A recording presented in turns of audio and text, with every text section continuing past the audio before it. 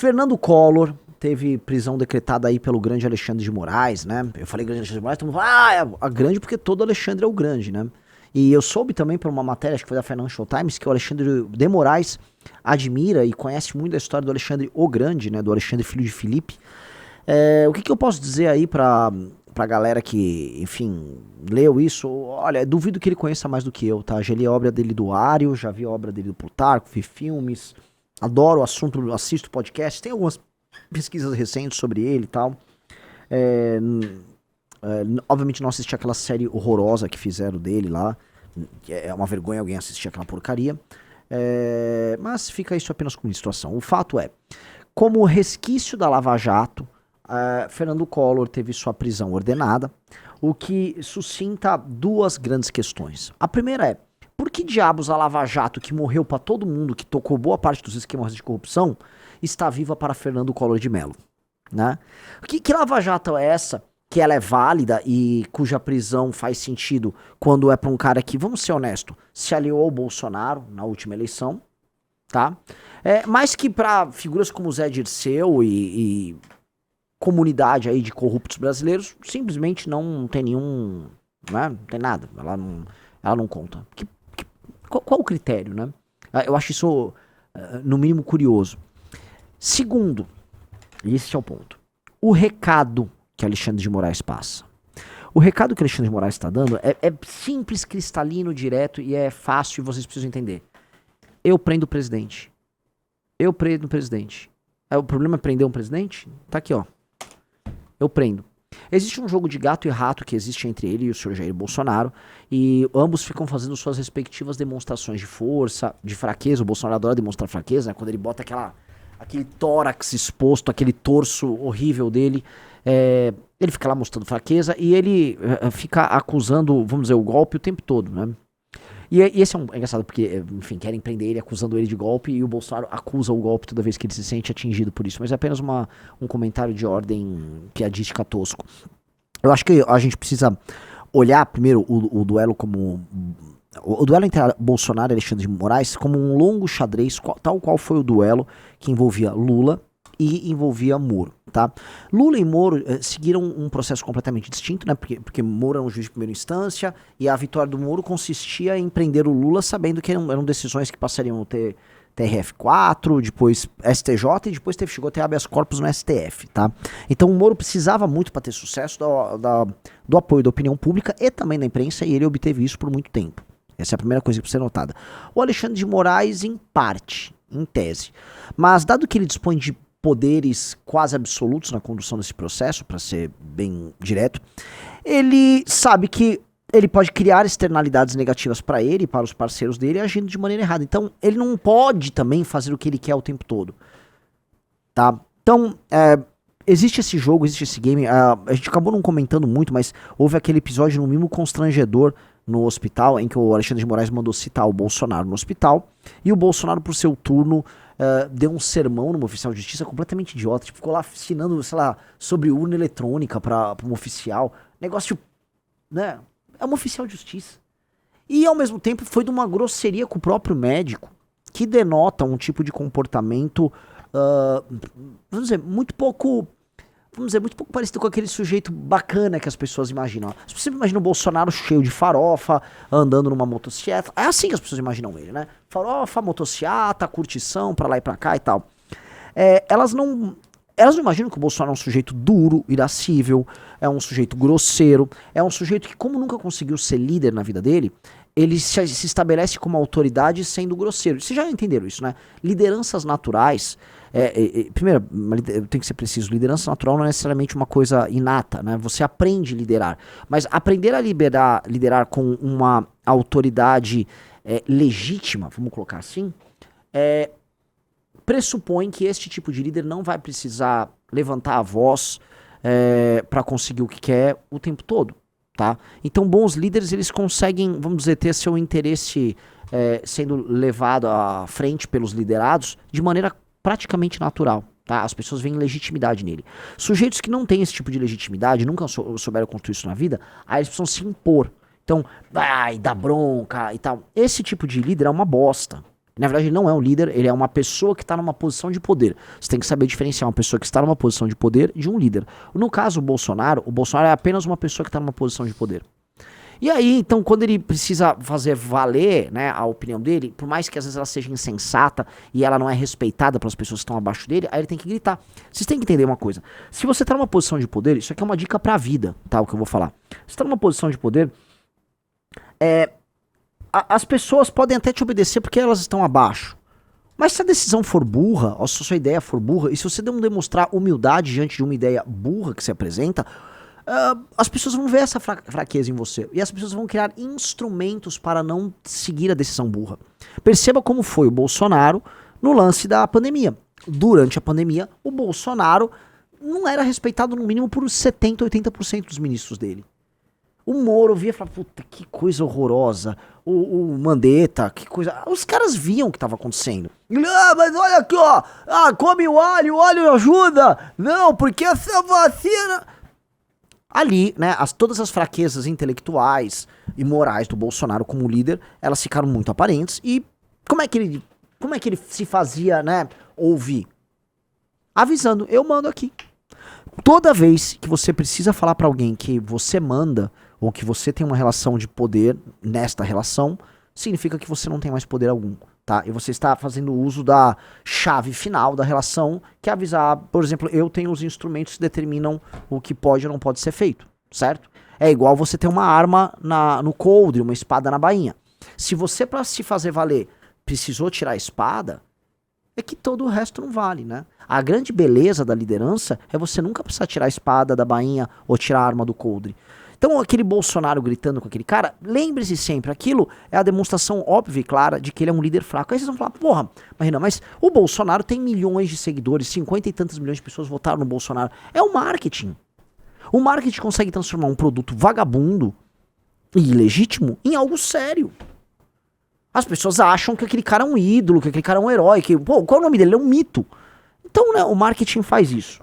Eu dei essa volta porque eu quero explicar essa briga de gato e rato.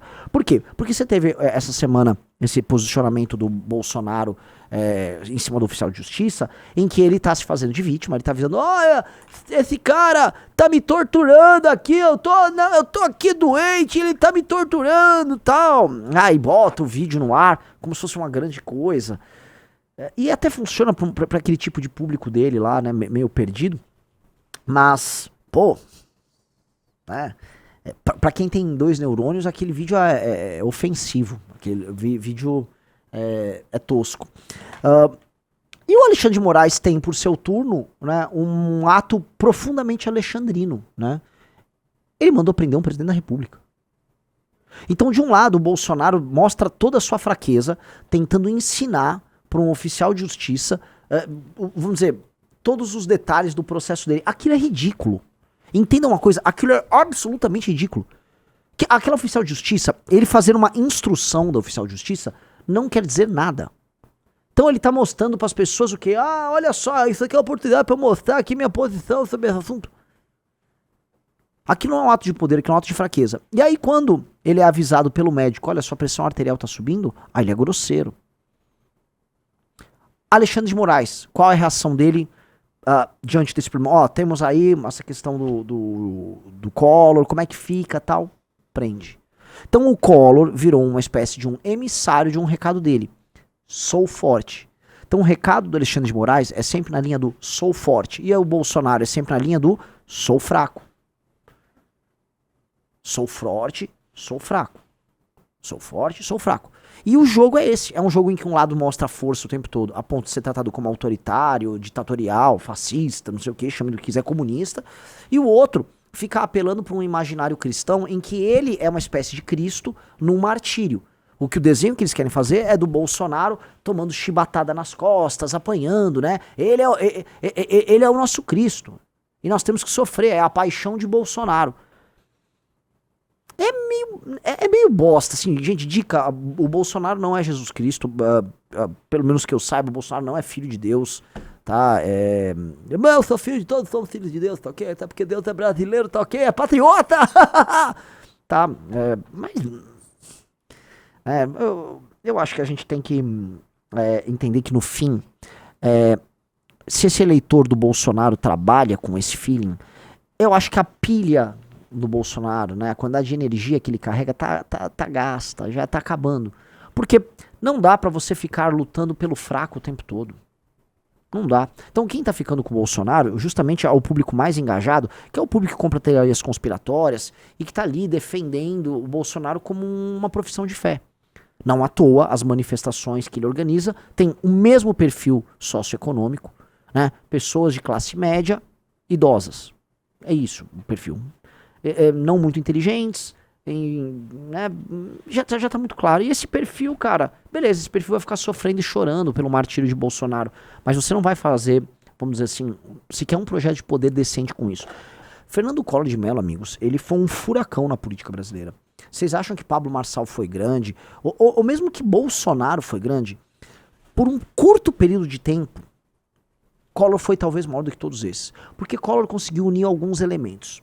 Collor foi o candidato da mesma classe média que votou no Bolsonaro. Você falou, como é que é? O mesmo voto antipetista que foi sufragado no Bolsonaro, antes no Fernando Henrique Cardoso, nos tucanos, ele foi colocado no Collor. Só que ele teve uma coisinha diferente, Ana. Ele teve a Globo com ele. Imagina você unir o voto de classe média com as organizações Globo. Este foi Fernando Collor. E ele era um personagem cativante, ele era fascinante. Digo isso porque eu, do alto dos meus 5 anos de idade, eu fiz campanha pro Collor. Eu tenho uma sobrinha hoje de 5 anos, né? E eu olho, pô, ela não sabe nada de política. Eu me pergunto como é que eu sabia? Porque eu sabia. Eu sabia o número dos candidatos a presidente. Eu andava com adesivo, andava com bandeirinha do Collor. Eu odiava o Lula. Eu odiava profundamente. Eu tinha um ódio colossal do Lula, que meu pai, obviamente, de maneira muito correta, de maneira muito inteligente, fez minha cabeça desde criança contra o Lula. E eu sabia, né, eu ficava encantado. Por quê? Porque ele parecia no Brasil, à época, um super-herói.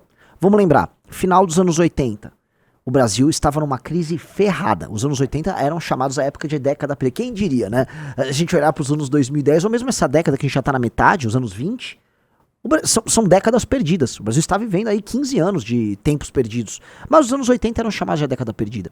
O Brasil tinha ficado para trás, tá? O Brasil começou a perceber, sabe, seus carros como mais velhos dos outros, o consumo mais baixo, o poder de compra deprimido. As pessoas estavam falando cada vez mais das crises de seca que tinham rolado no Nordeste. O processo de favelização que tinha acontecido aqui no Sudeste, tá? Especialmente por conta da migração que a gente teve de pessoas vindas do Nordeste. Ele até os anos 70, beleza, aquelas pessoas estavam abastecendo um surto industrial, serviços e tal. Nos anos 80 e 90, especialmente ali nos anos 80, era só pobreza. Era pobreza e muita violência. Então o Brasil era um país deprimido. Se for pegar aí na paixão nacional, o futebol, foi uma vergonha nos anos 80, né? O Brasil, ele teve um desempenho, acho que ele ganhou uma Copa América em 89, foi isso. Mas nada além disso. E o grande... A pessoa que carregava a bandeira do Brasil, que dava algum orgulho, era o Ayrton Senna da Silva. Ali era o período, né? Final dos anos 80, começo dos anos 90, o período que o Ayrton Senna foi um dos 3 maiores esportistas do mundo. Então, você tinha o Ayrton Senna. O Collor representava uma coisa muito diferente. Ele era, a primeira coisa, um caçador de marajá. Então, ele era um cara que enfrentava, vamos dizer, os grandes gastos públicos, os absurdos, a corrupção desenfreada que havia lá nas Alagoas. E aí criaram esse imaginário nele. Só que qual era a imagem do Collor?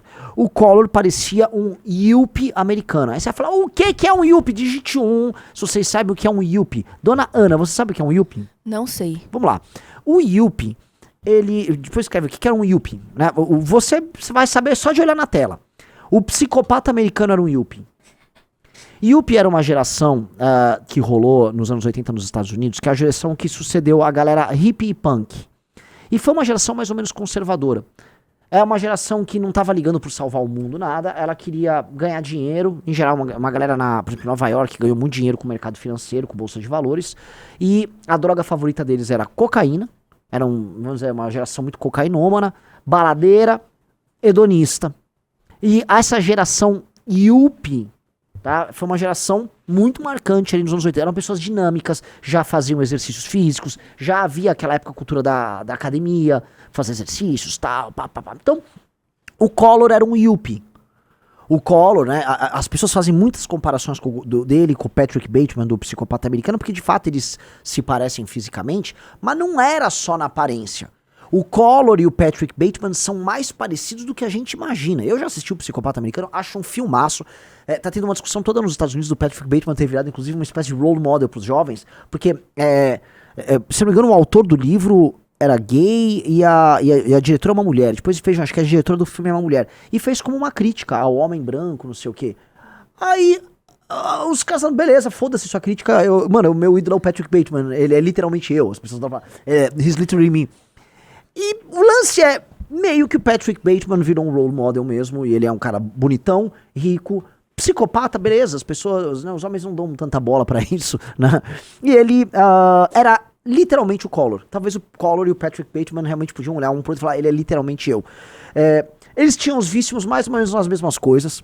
Curtiam umas práticas um tanto quanto estranhas. Se vocês um dia quiserem investigar esse assunto, existem uma série de denúncias sobre rituais satânicos que o Sr. Collor tocava, e eu não tô zoando, tá? Não sei se o Sr. Renato Batista já ouviu falar disso, mas assim, as lendas dos rituais satânicos do Collor não são poucas. Ele era envolvido em coisa... o Collor é muito louco. Com sacrifícios humanos, eu tô falando sério. Nossa. Rituais satânicos com sacrifício humano.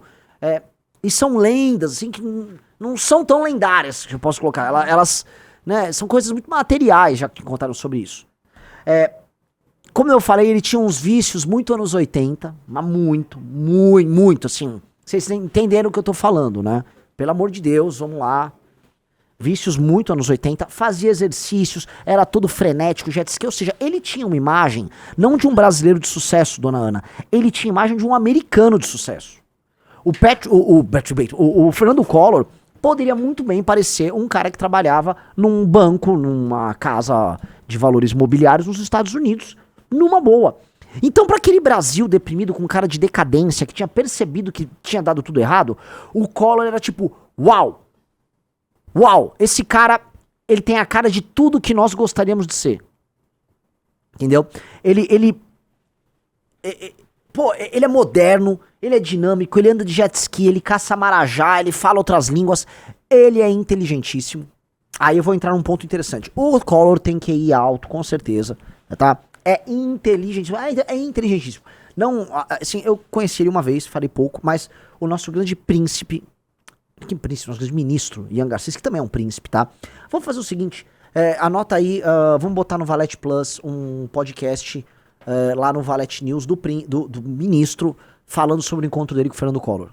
Fechou? Só avisar, ele grava hoje, já põe, tá upado pra vocês amanhã, tá? O Ian conheceu ele e falou, Renan, inteligentíssimo. Tanto que, em Brasília, todo mundo falou, olha, este cara é uma inteligência rara. Esse cara é uma inteligência rara, esse cara é inteligentíssimo, ele é fora do comum. E ele ganha a eleição em 1989, propondo uma revolução liberal no Brasil. E ele promete, então você tinha o Melchior, ele monta uma turma liberal e ele propõe uma abertura econômica radical para o Brasil.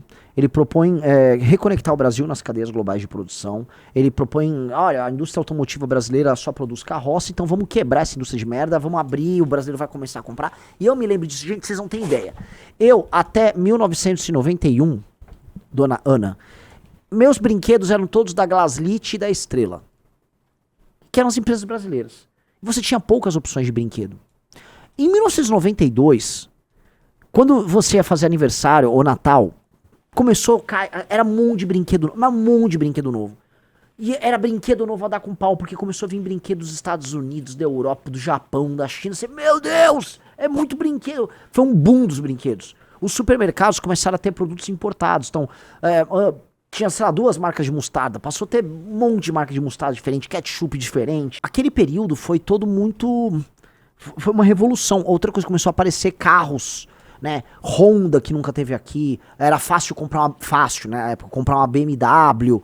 Começou a pintar carros que você nunca viu. Pra você entender, uma criança dos anos 80, tá? Eu era essa criança. E eu era vidrado em carro. Você decorava os carros muito fácil, porque tinha 4 marcas. Você tinha Volks, Ford, GM e Fiat. Então você... aqui, ó. Olha lá, você achou, né? Põe na tela, ó. Isso que mandou. Rosiane Collor confirma que esse presidente praticava rituais de magia negra. Olha aí, né? Tá certo que ex-mulher sempre, né, é perigoso pegar um depoimento de uma ex-mulher, né? Dito isso, né? Não era ela apenas que falava, ela está confirmando boatos que... enfim, né, eu já ouvi cada coisa. Houve o famoso sacrifício de uma estudante em Brasília. Essa história é pesadíssima. Mas ele é um cara que ele era muito arrogante no trato, e isso mesmo quando foi senador agora recentemente, isso é um fato dado. Ele era muito arrogante, muito difícil, muito hedonista, e não soube lidar direito com o Congresso, e não soube lidar sequer com a boa vontade que a Globo teve com ele. O Collor, a gente pode cravar que ele ganhou a eleição porque a Globo assim o quis. A Globo pegou ele, não digo lá embaixo, mas pegou ele numa posição mais difícil nas pesquisas e ajudou e trabalhou ele para ele subir. Porque você tinha um cenário, amigos, e olha só, o cenário era que possivelmente teríamos Lula versus Brizola no segundo turno. O Brizola era um inimigo público da Globo. Público. O Brizola e a Globo se odiavam. Então, pra Globo, ter o Brizola era tipo, sabe, vou perder minha concessão. E pra Globo ter o Lula naquela época, né, era um Lula dos anos 80, era um PT dos anos 80, era um Lula bem radical. Então, o Brasil precisava fabricar uma figura de centro ou de direita responsável para evitar que o Brasil caísse na mão do Lula ou do Brizola. Eu não queria viver também no governo do Brizola. O que rolou? Fabricaram o Collor. Era o melhor nome? Não. Se a Globo realmente fosse acertar, naquela época o Brasil precisava eleger um sujeito chamado Mário Covas. Mário Covas concorria pelo PSDB, e na época que o PSDB ele era uma fusão de sociais-democratas com democratas cristãos e tal, na época ele fez um manifesto público propondo um choque de capitalismo no Brasil. Um negócio assim, elegantérrimo, tá? Baita de uma proposição, e o Mário Covas era o melhor candidato. Ele foi gente, eu não gosto de ficar elogiando o Tucano aqui, foi o melhor governador de São Paulo aí, tranquilamente, dos últimos 30 anos. Assim, tranquilamente. Pode botar todos no balaio, bota o Tarcísio no balaio. O Mário Covas pegou uma São Paulo quebrada, ele entregou outra coisa. O Mário Covas foi um grandioso governador, e era macho. Enfrentava petista, era o único tucano que metia a boca em petista, metia a boca no Maluf, arrumava briga com todo mundo. Era um espanhol muito corajoso. Gênio também, brilhante, foi um dos melhores alunos, acho que era o aluno com a nota mais alta da geração dele, da Escola Politécnica de Engenharia da USP. Aliás, só pra vocês saberem, ele fazia na Politécnica, ele e o Maluf, eles eram rivais desde a USP, na Escola de Engenharia, então eles concorriam entre eles, era mó quebra-pau. Grande Mário Covas. Mário Covas deveria ter sido eleito. O Brasil teria se tornado um país muito melhor se o Mário Covas tivesse sido eleito presidente da República em 1989, mas não foi o caso. A Globo pega o Fernando Collor, coloca uma equipe para cuidar do marketing do Fernando Collor, começam a soltar pesquisas por institutos ligados à Globo favoráveis ao Fernando Collor, e aí começa a rolar o efeito manada ao Fernando Collor, e criam um mito desse Fernando Collor, esse cara dinâmico que corre pra lá, ele anda de jet ski e pula disso. O cara era muito... O cara ele justificava o investimento. O cara, ele era style na imagem. Mas, putanheiro como nunca, assim, um dos grandes putanheiros da política brasileira, vou falar, desculpa o termo, desculpa Ana, um dos grandes comedores da política brasileira, tarado, como se não houvesse amanhã, e também chegado em outros prazeres da vida, que eu não considero prazerosos, nunca experimentei, mas que para muitas pessoas é incrível, tá? E aí esse cara vira um presidente frágil, um presidente arrogante, perde a popularidade, chega num momento, faz aquele famoso confisco das poupanças, né? Acaba com teve gente que se matou por causa do confisco da poupança no começo dos anos 90. E aí a coisa degringola, não havia solidez no governo dele, e aí é combinado entre o centro até a esquerda e a Globo junto, o impeachment dele, e tiram o Collor por causa do impeachment. Eles falam, foi por causa da Elba. A Elba, na verdade, foi o que pegaram, né?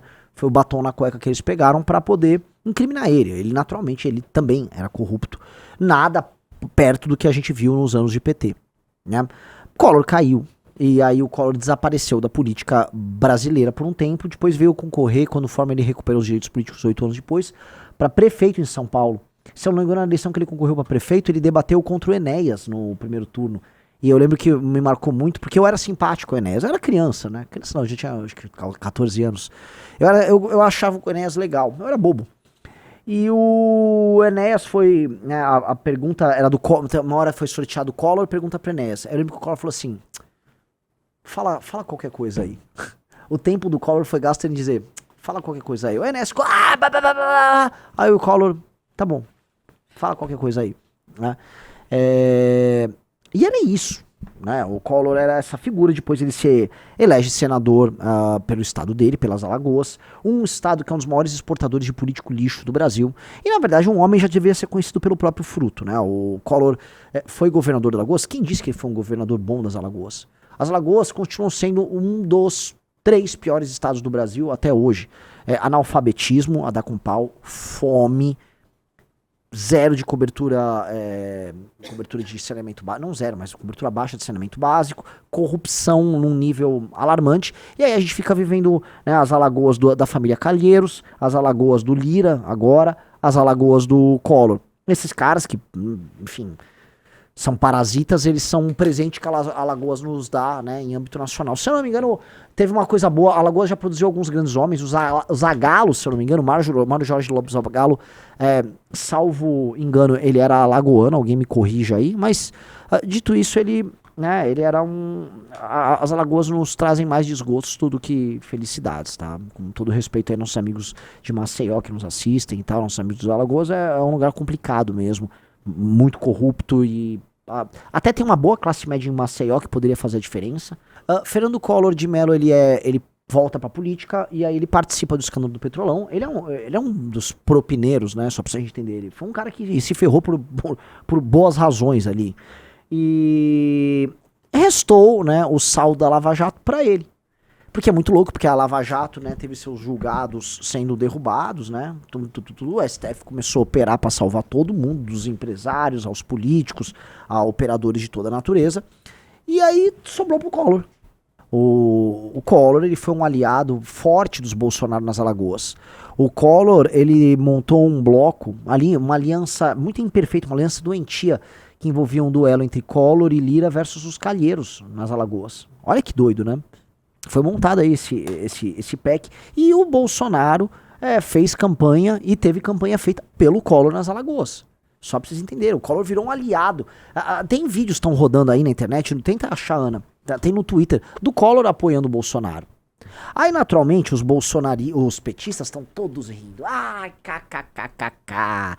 Ai, kkk, olha só, não sei o quê. Ué, o Collor também foi aliado do petismo. O Collor foi aliado de vocês antes. O Collor, como um bom cara do centrão, das Alagoas, ele foi aliado do PT também. Ele é aliado de quem for, pagou, levou. Não à toa que o escândalo dele é derivada do Petrolão. Olha aí o Collor. Mas tem vídeo, tá? Tem uns vídeos dele fazendo campanha pro Bolsonaro.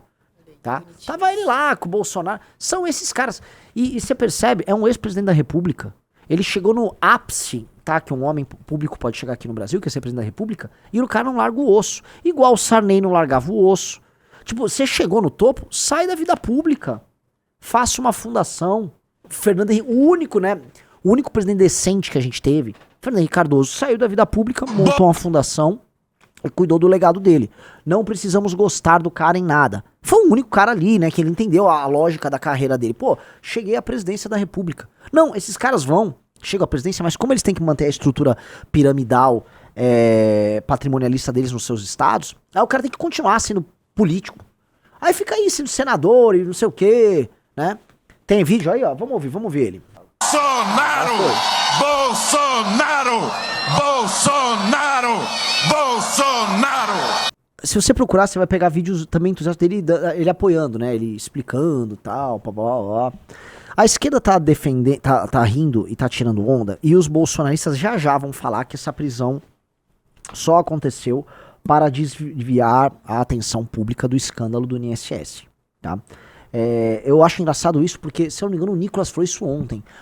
Já o Xandão vem, tá, pra desviar o foco do PT. Não é isso. Não é isso. Mas lógico que o PT respira aliviado.